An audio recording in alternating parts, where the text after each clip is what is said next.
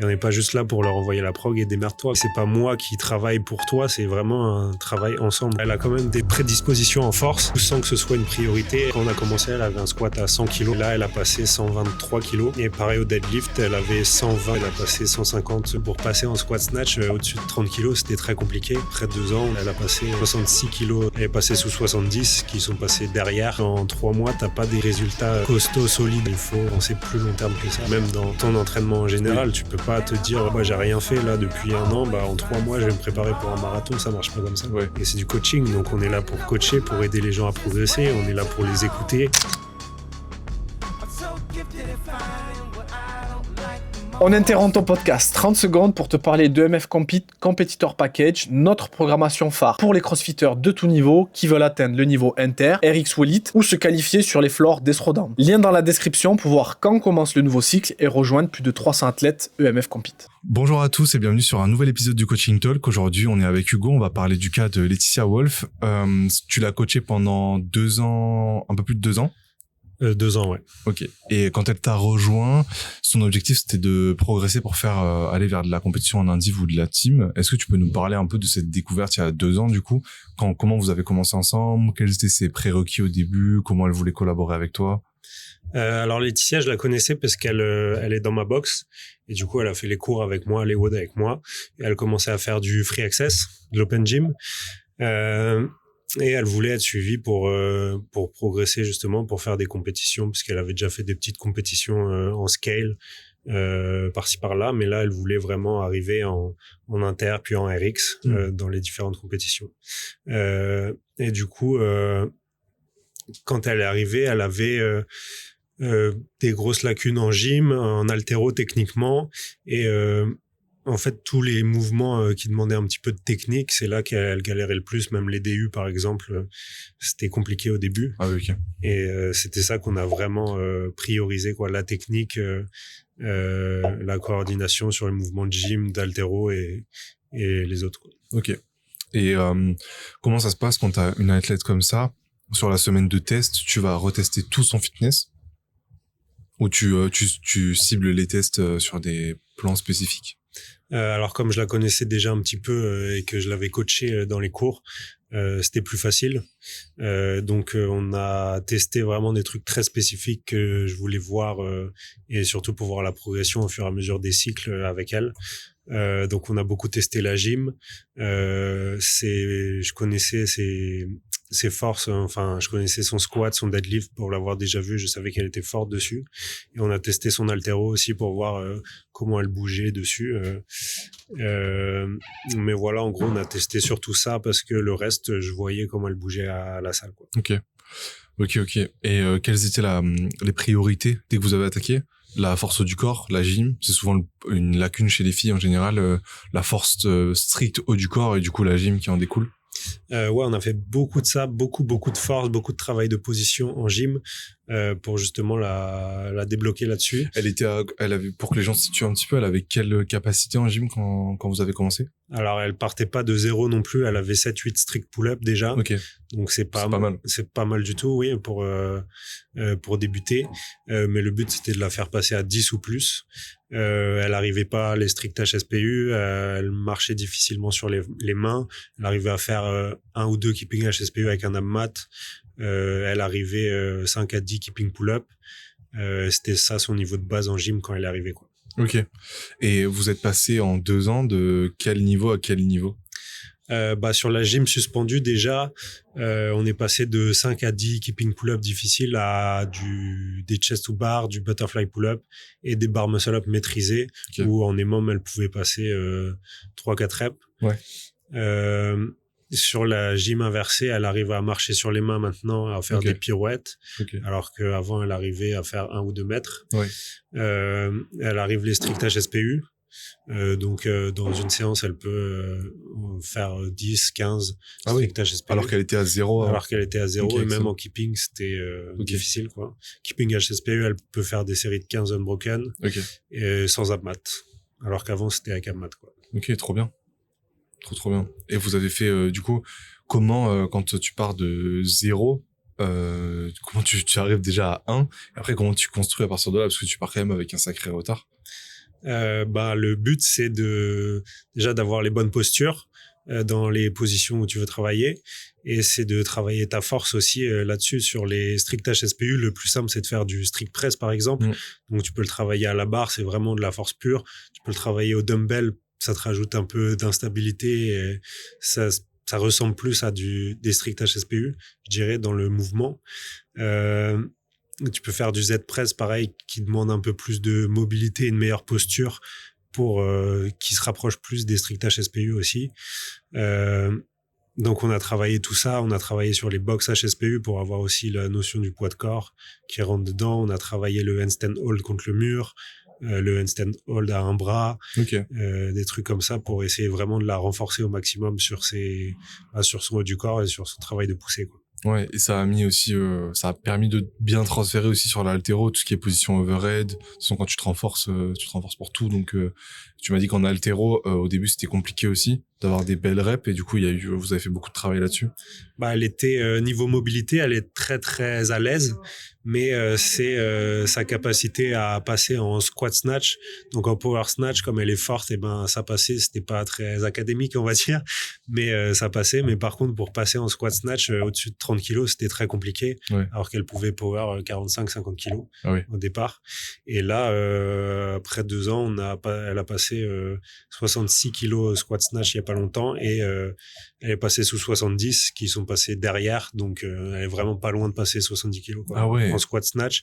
Et elle dit maintenant qu'elle préfère le squat snatch au power snatch, alors qu'avant elle était incapable de faire un squat snatch au lieu. C'est quand même c'est incroyable comme progression. 70, c'est le 100 chez les mecs, quoi. Donc c'est moi je pense que c'est même plus pour les filles, parce que le niveau est moins élevé chez les filles. Donc du coup déjà 60 65 c'est des très belles barres, mais alors 70 ça y est, t'as un 105 110 chez un mec, quoi.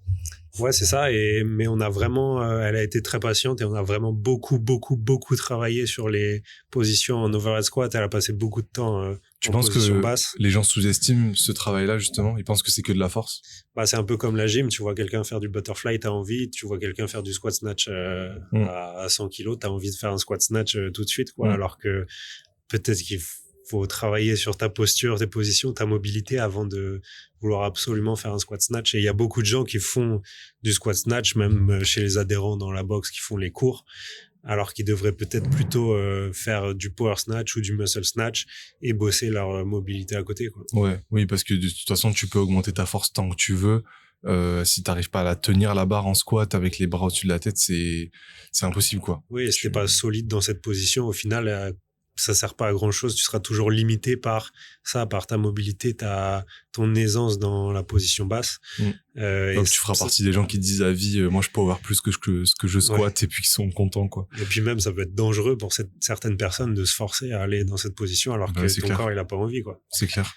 Et au-delà ce qui est bien avec Laetitia, c'est que vous avez fait un double travail en distanciel. Donc elle avait toutes ces séances de la semaine programmées par toi. C'était quoi, à peu près 5-6 séances par semaine? C'était 4 séances par semaine. 4 séances. Et en plus, vous aviez une des séances en présentiel.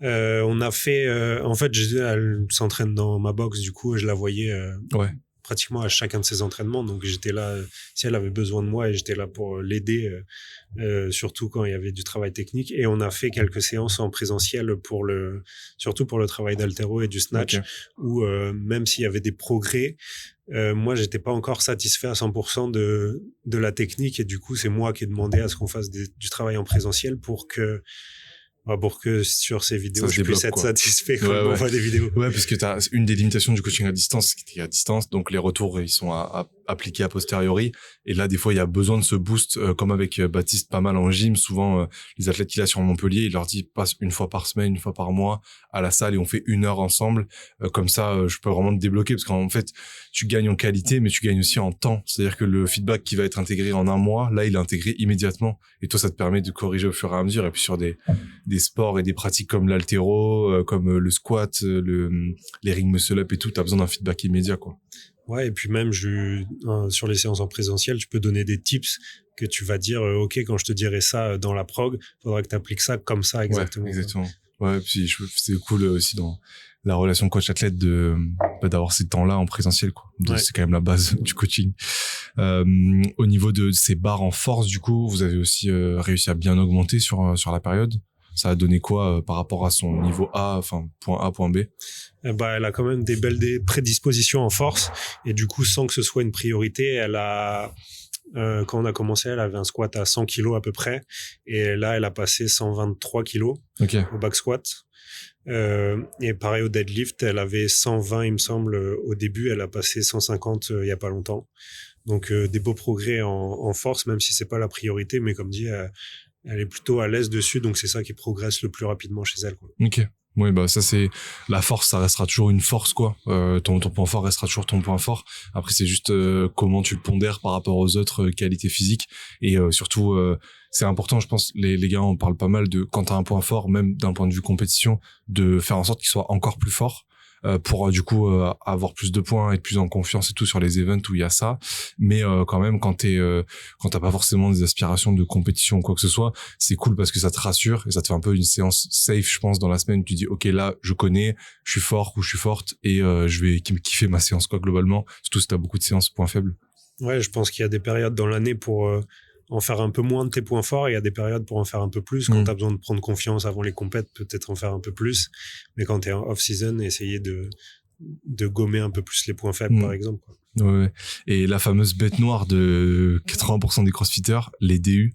Comment on progresse sur les DU quand on part vraiment? Moi, je me rappelle, au début, c'était même les single under, j'avais du mal. Alors, quand on parlait DU, c'était impossible. Comment on progresse sur les DU? Alors là, j'ai fait une petite masterclass parce que en fait, on a beaucoup travaillé avec des méthodes pas classiques, mais des méthodes qu'on avait l'habitude de faire chez nous, chez EMF, avec du travail de single under, du travail de speed steps ou de trucs comme ça. Enfin, un saut à un pied, alterner les pieds, faire de la coordination dissociée haut du corps, bas du corps sur la corde à sauter. Mais elle avait quand même du mal à retransmettre cette coordination sur les DU. Et du coup, au bout d'un moment, j'ai décidé de lui faire passer à une corde plus lourde, donc une corde Décathlon là qui vaut 6 balles et qui vaut pas les cordes toutes fines et très rapides qu'on a. Mais le but, c'était de lui faire ressentir la corde quand elle bougeait. Et du coup, là où elle avait du mal à mettre de la vitesse avec les poignets et faire passer 2 fois la corde, le fait d'avoir un objet lourd que tu sens plus, et elle pouvait beaucoup mieux ressentir son mouvement, et du coup directement en quelques séances, elle a pu passer de 0 à 10 DU unbroken juste grâce à ça avec la corde. Et du coup, petit à petit, ensuite, il a fallu repasser sur une corde plus fine, quoi. Donc peut-être qu'au final, direct commencer avec une corde, les RPM ou les cordes Vélite qui vont super vite, c'est peut-être une erreur quand tu cherches à apprendre les DU. Ouais, je pense, parce que nous, quand on a commencé, par exemple, il n'y avait pas forcément toutes ces marques de cordes à sauter. Et moi, quand j'ai commencé, c'était Décathlon, pareil, une corde assez épaisse. Et au final, j'ai appris les DU avec ça, et j'ai appris à faire plein de mouvements à la corde à sauter avec ça, les crossovers et tout. J'ai appris au tout début, alors qu'il n'y en avait pas encore en CrossFit. Ouais. Et ça permet quand même d'avoir des sensations, et s'entraîner avec quelque chose qui est plus difficile au début, ça permet d'être plus à l'aise sur le matériel, où c'est plus facile après, quoi. Non, puis t'as besoin d'avoir des sensations et un feedback de la corde, et avec les selles en métal, elles sont tellement légères que tu sens rien, en fait, ça tourne tout seul. Ouais, c'est un peu l'analogie, ça peut être comme si tu voulais mettre des maniques pour faire des strict pull-up. Ouais. Au final, vaut mieux bosser ton grip et les faire sans manique. Et là, c'est pareil, au lieu de prendre une corde qui va vite, prends une corde plus difficile, plus lourde, qui va lentement, et comme ça t'oblige à mettre de la vitesse, toi, quoi. C'est clair. Non, c'est clair. Et du coup, quels étaient les résultats donc de cette méthode? Vous êtes arrivé à 50 DU unbroken assez vite. Ouais. Et après, elle a réussi aussi à mieux transférer sur les WOD. Oui, déjà, clairement, tu passes de 0 à 50, c'est déjà bien. Mais sur les WOD, on a travaillé son relâchement beaucoup en dehors des WOD déjà. Essayer de repasser sur la corde fine, et au lieu d'être très crispé, bouger avec les épaules et tout, essayer de faire ce travail de relâchement. Donc, même repasser sur des single under, single plus DU, des trucs comme ça, pour bosser le relâchement. Et une fois que ça allait mieux, passer sur des WOD et essayer de faire ça en travaillant le relâchement pendant les WOD avec des mouvements comme des wall balls, où tu as les épaules aussi qui chauffent un petit peu, et qui t'obligent à être plus relâché pour les DU, quoi. Ouais. Ok, très bien. Et en termes de fitness global, Laetitia, elle est passée de quoi à quoi, que ce soit ranking aux Open, peut-être qualification à des compètes, comment parce que là on a parlé de modalités assez dissociées, comment son CrossFit global il a augmenté durant cette période-là? Quand on a commencé, elle avait fait que quelques petites compétitions en scale. Et l'année dernière, elle a pu se qualifier au 5-7 Rodon en élite, en team élite. Donc, quand même une belle progression là-dessus. Et cette année, en Indiv RX, il me semble. Et pareil, aux Alsace Rodon, elle était en team RX. Donc c'est des belles compétitions chez nous dans l'est. Mais du coup ça lui a permis de faire ça grâce à tout le travail sans mettre la priorité sur la force ou sur le CrossFit pur. On a mis la priorité sur la technique en gym, en haltéro, sur les DU par exemple, et rien que de travailler là-dessus, ça lui a permis de vraiment élever son fitness dans tous les domaines, quoi. Ouais. Et ça globalement, le coaching indiv, tu penses que pour un profil comme Laetitia, c'était essentiel, dans le sens où elle aurait jamais pu avoir ses résultats avec une prog standard? Je pense que oui, parce qu'il y a tellement de choses à bosser. Elle part d'un point où elle est assez forte finalement en force haut du corps, bas du corps et tout, mais techniquement il y avait tellement de choses à bosser et à faire évoluer qu'elle était obligée de passer par là, soit par du coaching, du suivi individualisé comme on a fait, soit par des coachings perso en présentiel. Ou soit par une période de gros focus sur des progs standards, peut-être personnalisés sur les DU ou l'haltéro, mais même là. Exemple. Mais même par exemple sur les DU, je pense pas qu'une prog standard lui aurait dit à un moment prends une corde plus lourde parce que là ça va pas. Et c'était juste de voir, d'observer qui m'a permis de me dire là il va falloir changer le matériel parce que ça ne va pas avec cette corde là. Ok. Écoute, très bien. C'est vrai que c'est toujours impressionnant de voir ces progressions-là et de voir à quel point ça débloque les gens. Toi, en plus, sur 2 ans, t'as vraiment le temps de construire une vraie relation de coaching et d'avoir des feedbacks un peu instantanés. Genre, tu sais déjà ce qui va marcher sur elle, ce qui va pas marcher, comment elle a besoin d'être peut-être accompagnée dans l'extra sportif, dans le sens, qu'est-ce que tu dois lui mettre sur TrueCoach comme consigne pour qu'elle les respecte bien et tout? Comment tu gères, toi, ces relations de coaching? Et pour toi, c'est à partir de quand que, une relation coach-athlète est vraiment efficace? Déjà, nous, on fait des retours hebdomadaires sur la semaine qui vient de s'écouler. Du coup, ça permet d'avoir déjà un contact, mais je pense que l'idéal, c'est quand même d'avoir un contact plusieurs fois par semaine avec son athlète pour savoir comment ça va, si en ce moment le moral est bon déjà, parce que si moralement t'es pas bien, les entraînements ça va pas aller, peut-être tu vas même en skipper, et si le coach il sait pas pourquoi il y a des entraînements qui sont pas faits, c'est compliqué. Faut essayer de comprendre pourquoi. Faut que le coach il essaye d'expliquer pourquoi il met en place certaines choses et pas d'autres. Donc je pense que la relation elle passe par un contact hebdomadaire, voire avec plusieurs discussions par semaine avec son athlète, quoi. Et au bout de combien de temps, toi en tout cas dans ton expérience de coach, tu connais vraiment quelqu'un, tu vois, tu sais, t'as l'impression que le coaching est vraiment efficace et il y a pas d'accrochage? Ça va plus ou moins vite en fonction des athlètes, mais je pense qu'il faut au moins 3 mois pour essayer de créer un petit lien. Enfin, créer du lien et se dire, créer une relation vraiment de confiance. Et après, les résultats, ça dépend des athlètes, mais au bout de 6 mois, tu peux commencer à avoir des beaux résultats. Et au bout d'1 an, tu as une vraie relation coach-athlète où tu te dis, ok, je suis prêt à faire le trajet à l'autre bout de la France pour aller voir mon athlète. Ah ouais. En vrai, oui, au bout d'1 an, tu te dis, c'est bon, c'est mon gars sûr. J'y vais, quoi. Ouais, non, mais c'est clair que c'est, en fait, c'est comme une personne normale, quoi. T'as besoin de temps pour mieux la connaître et tout. De temps et de fréquence de contact, parce qu'au final, si au bout d'1 an, on s'est parlé que 52 fois parce que c'est moi qui fais le retour et on met juste un petit pouce sous mon message, ça crée pas une vraie relation, alors que si les athlètes ils me demandent pour cette séance comment je peux faire, là je me sens pas très bien, et qu'on discute un petit peu, et forcément ça crée plus de proximité, et je pense que la prog elle marche d'autant mieux s'il y a de la proximité, quoi. Pour ceux qui nous écoutent, selon toi, quand est-ce qu'il faut prendre contact avec un coach? Je pense qu'à partir du moment où une prog standardisée, ça te suffit pas dans le sens où tu as des grosses lacunes et t'aimerais évoluer, et tu sens que ça fait plusieurs semaines ou plusieurs mois, on va dire, que t'as pas évolué et que t'as du mal et que tu te retrouves un petit peu dans ce schéma où tu sais plus trop quoi faire pour avancer. Bah là, je pense qu'il faut pas hésiter à demander un suivi individualisé, puisque justement tu vas rencontrer quelqu'un, une nouvelle personne qui va t'apporter des choses, même si les premières semaines ça va pas t'apporter exactement ce dont tu as envie, ou t'aimerais que ça se débloque tout de suite, mais c'est pas le cas tout de suite. Et ben ça va t'apporter une nouvelle vision et plein de nouvelles choses dans ta vie.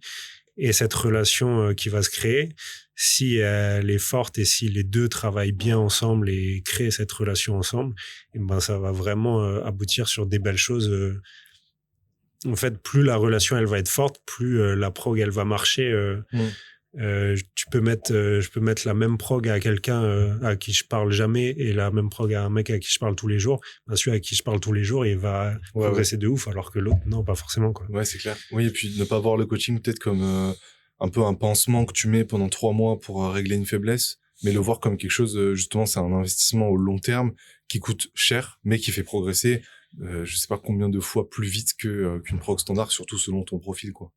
Ouais, je pense qu'il faut pas espérer avoir des résultats miracles en 3 mois. On en a tous eu des trucs où en 3 mois, on a débloqué des trucs incroyables, on a fait des +20 au squat et tout. Ça arrive, évidemment. Mais au final, en 3 mois, t'as pas des résultats costauds, solides à long terme. Il faut penser plus long terme que ça. Et même dans ton entraînement en général, tu peux pas te dire, bah, j'ai rien fait là depuis 1 an, bah, en 3 mois, je vais me préparer pour un marathon. Ça marche pas comme ça. Ouais. Non, et puis, c'est ça, tout prend du temps, beaucoup de temps. Et puis, il faut l'investir ce temps et accepter que le temps fasse son travail. Mais que ce soit sur n'importe quoi, coaching indiv, prog standard et tout. On voit beaucoup de programmes hopping, comme ils disent aux States, en mode de changer de prog tout le temps. Parce que tu te dis, bon, bah, là, je kiffe les WOD, puis là, je kiffe plus, donc je vais changer. Et le truc, c'est que nous, les meilleures progressions qu'on a, et ça, c'est à travers tous nos programmes, ça reste autour du 1 an et demi de suivi. Et le pire, c'est sur la prog RX, vu que c'est peu cher, que les gens peuvent venir et repartir sans jamais avoir de contact avec le coach, il y a personne qui va checker si tu fais tes séances ou pas. T'as beaucoup de gens qui viennent, qui font un test, puis qui repartent. Et en fait, des fois, j'ai envie de leur dire, mais globalement, t'as testé quoi? Parce que t'as fait la semaine de test, t'as fait 2 semaines de progression. Je veux dire, enfin, comment t'as pu te dire si la prog était faite pour toi ou pas, tu vois? Ouais. Et en plus, tu sais pas ce que tu ne sais pas, donc du coup, tu sais pas si ça c'est pertinent pour toi vu que tu l'as pas testé jusqu'au bout. Et je pense qu'il y en a pas mal qui sont dans ce cercle vicieux en fait où ils font que changer, donc du coup ils ont jamais les progrès, du coup ils sont jamais satisfaits de la prog, et en fait ils vont juste changer de prog parce que eux ils pensent que ça se fait comme ça, un peu comme si tu passais de Deezer à Spotify à Apple Music et puis tu reviens. C'est pas du tout la même chose, tu vois. Il y a besoin de temps de le faire, et dans le coaching indiv c'est encore pire. Et c'est pour ça que pendant une période on avait mis un engagement de 3 mois. Maintenant que vous le dites aussi, mais c'est pas obligatoire, on va dire. Mais globalement, j'ai l'impression que les gens se barrent rarement avant 3 mois, donc c'est plutôt cool. C'est qu'ils comprennent. Et même la force du suivi individualisé, c'est que tu peux parler avec la personne, et si ça ne va pas, tu peux lui expliquer qu'il faut être patient. Et tu peux me dire ce qui ne va pas, on peut adapter. Enfin, c'est une relation. On travaille ensemble, et c'est pas moi qui travaille pour toi, c'est vraiment un travail ensemble, quoi. Oui, et j'aime bien que tu dises travail parce que c'est des deux côtés. C'est pas le coach qui fait la meilleure programmation et l'athlète a juste à la suivre. C'est l'athlète qui doit aussi faire les retours pour que la programmation devienne de mieux en mieux, quoi. Ouais. Chose qui n'est pas forcément appliquée chez tous les athlètes parce qu'ils se disent, bah, à partir du moment où je le paye, du coup, il va me faire la prog et c'est bon, j'ai plus de travail à fournir de mon côté. Souvent, en fait, c'est drôle, mais le coaching indiv, c'est le service le plus cher qu'on propose et c'est aussi celui où tu dois t'investir le plus. Donc, en plus de payer cher, tu passes du temps, mais c'est pour que ça fonctionne le mieux, quoi. Ouais, même on n'est pas juste des programmateurs, sinon on dirait que c'est de programmation individualisée, mais là c'est suivi. Coaching, ouais. Et c'est du coaching, donc on est là pour coacher, pour aider les gens à progresser, on est là pour les écouter, et on n'est pas juste là pour leur envoyer la prog et démerde-toi, quoi. Une grosse partie de notre travail, c'est faire les retours, écouter, regarder les vidéos des gens, et c'est le plus important, parce que toute cette communication, c'est ça qui permet d'évoluer, c'est pas juste envoyer une prog, quoi. Est-ce que tu as l'impression qu'au travers des années, ce travail, il est facilité par, on va dire, les preuves sociales, ce qu'on met en avant sur les réseaux, les athlètes. Je veux dire, les gens, au début, il y a quelques années, vu qu'on était les seuls sur le marché à proposer du coaching indiv comme on le fait, c'est vrai que les gens étaient peut-être un peu plus réticents à l'idée d'avoir une programmation 100% personnalisée. Ils comprenaient pas, ça les saoulait de s'entraîner tout seul. Par exemple, ils acceptaient moins les phases comme ça, où ils restaient pendant 3 mois à faire du holo, à faire du travail de position et tout. T'as l'impression que maintenant, en 2025 et sur 2026, c'est plus facile quand même d'aborder ces sujets avec des athlètes? Bah, je trouve que ça serait un peu démocratisé parce que y a de plus en plus de gens qui font ça et du coup, c'est plus facile psychologiquement de se dire je vais prendre un suivi individualisé. Avant, on voyait peut-être ça réservé pour l'élite, pour les gens qui allaient aux Games, mais maintenant, il y a tout le monde qui peut prendre un suivi et je trouve que ça s'est démocratisé, ouais, et ça marche bien parce que justement, on met en avant la communication. Nous, avec nos athlètes, on essaye de créer une vraie relation avec les training camps, les voir en présentiel, les athlètes, essayer de leur parler le plus possible. Et c'est cette relation qui fait que ça fonctionne. Et c'est pas juste la prog, quoi. Ouais. Bon bah très bien, merci beaucoup pour cet échange. On souhaite le meilleur à Laetitia du coup pour la suite.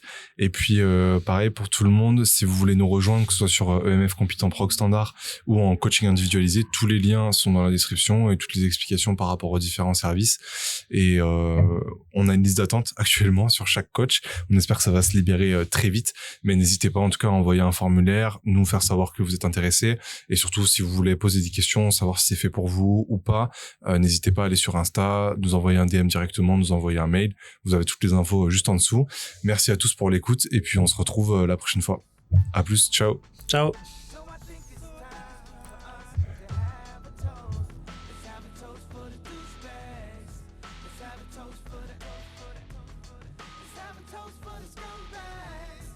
Every one of them that I know is having toast.